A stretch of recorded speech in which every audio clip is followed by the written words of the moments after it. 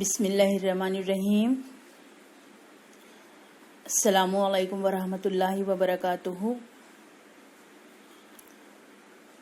Bridge course मज़मून रियाजी जमात हश्तुम तालीमी साल 2021-22।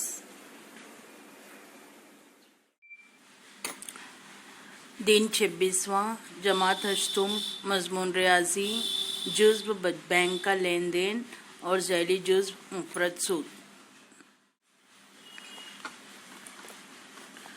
फ़र्ज़ कीजिए कि आप बैंक में 100 रुपये जमा करते हैं।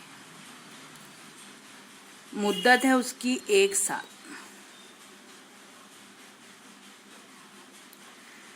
एक साल के बाद ये मुद्दत ख़त्म होने के बाद आपको बैंक 110 रुपये देती है। तो ये जो 10 रुपये है ये कहलाते हैं सूद के। अगर आप 200 रुपये जमा करते हैं 1 साल के लिए तो आपको 120 रुपये मिलते हैं, जिसमें 10 और 10 यानी 100 रुपये पर 10 और 100 रुपये पर 10, तो इस तरह से ये 20 रुपये आपको सूद के मिलते हैं। अगर आप 300 रुपये जमा करते हैं 1 साल के लिए तो आपको बैंक साल के ख़त्म होने पर 130 रुपये देती है। इसमें 100 रुपये 10 रुपये 100 रुपये पर 10 रुपये 100 रुपये पर 10 रुपये 100 रुपये पर 10 रुपये। ये जो आपने पैसे जमा किए ये कहलाता है असल ज़र। कितने साल के लिए ये कहलाती है मुद्दत। आपको जो पैसे बाद में मिले वो कहलाता है कुल ज़र, और कितना मिला, कितना एक्स्ट्रा जो मिला वो आपको कहलाता है सूद। ये जो है 100 रुपये पर 10 रुपये ये कहलाता है शरह सूद, जिसको हम कहते हैं फीसदी फी साल की शरह सूद से। फीसदी यानी 100 पर, फी साल यानी 1 साल की शरह सूद कितनी है, तो 100 रुपये पर कितनी है 10। यहाँ पर ये जो असल ज़र है, असल ज़र को हम जाहिर करते हैं कैपिटल P से, मुद्दत को हम जाहिर करते हैं कैपिटल N से, कुल ज़र को हम जाहिर करते हैं कैपिटल A से, सूद को हम जाहिर करते हैं I से, और शरह सूद को हम जाहिर करते हैं R से, रेट ऑफ इंटरेस्ट। तो जो मुफ़रद सूद है जिसको हम जाहिर कर रहे हैं I से, वो उसका ज़ाब्ता है P ज़रब N ज़रब R बटे 100। अगर इसको उर्दू में आप लिखना चाहें तो ये हुआ सूद, और आप इस तरह से भी याद कर सकते हैं शाम बटे 100। याद करने के लिए शरह सूद R, असल ज़र P और मुद्दत N, ये सूद I।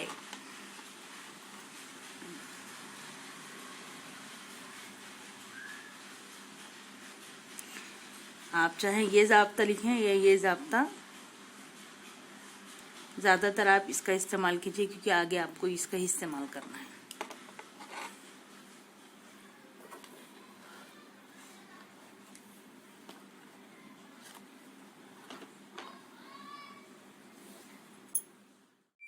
ये कुल ज़र का ज़ाब्ता है, कुल ज़र बराबर असल ज़र जमा सूद। कुल ज़र को हम जाहिर करते हैं A से, असल ज़र को P से और सूद को I से। तो ये ज़ाब्ता आपको याद रखना है।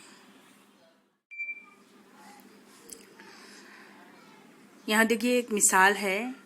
राहिल ने अपने ऑफिस के कंप्यूटर को खरीदने के लिए 8% फी साल की शरह से 30,000 रुपये बैंक से 1 साल के लिए कर्ज लिया। मुद्दत पूरी होने पर उसे ली हुई कर्ज की रकम से ज्यादा 2,400 रुपये अदा करना पड़ा। तो ये 2,400 सूद हुआ जो ज्यादा अदा करना पड़ा।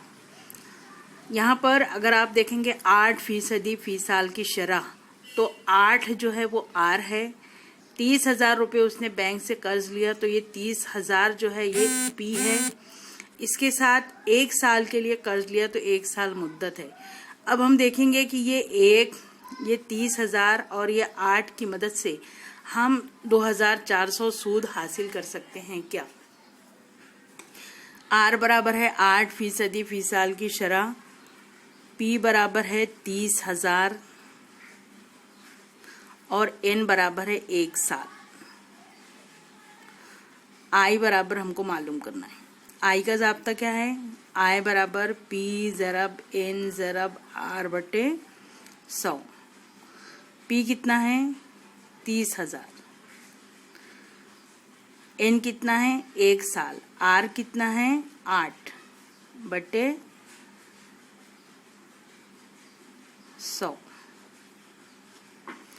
1 0 कैंसिल, 1 0 कैंसिल। 300, 8 एकम 8, 8 तिया 24 और ये 2 0। तो ये सूद जो है कितना हुआ? 2,400 रुपये। इसको हल करने का तरीका ये है।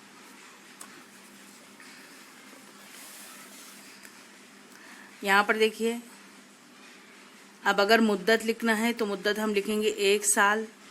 सूद लिखना है तो सूद है 2,400 रुपये। शरह सूद है 8। असल ज़र है 3,000 रुपये, सॉरी 30,000 रुपये। बैंक को अदा की गई कुल रकम 30,000 रुपये उन्होंने लिए थे राहिल ने, और 2,400 उसमें जमा करी। तो 30,000 में